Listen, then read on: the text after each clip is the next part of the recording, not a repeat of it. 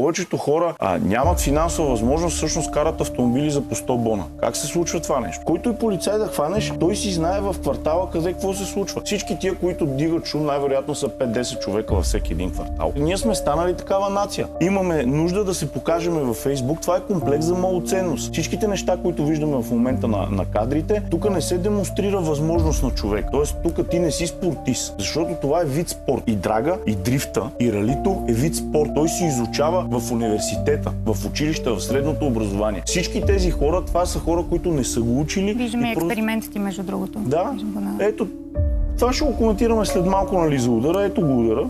Нали, тук 45 метра се върна рейса назад. 12 тона и половина.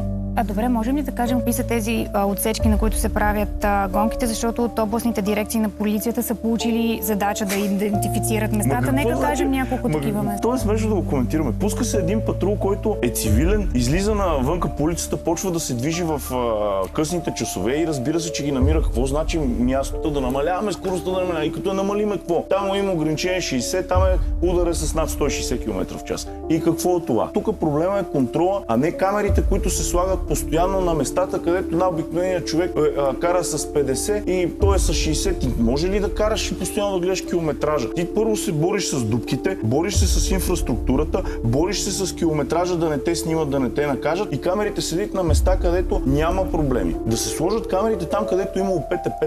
Лятото ще имало проверки. Какво значи лятото? А зимата няма проверки. Така ли? Значи всеки орган трябва да си върши работата. Истината рядко е това, което изглежда. Въпросът е, готов ли си да я видиш?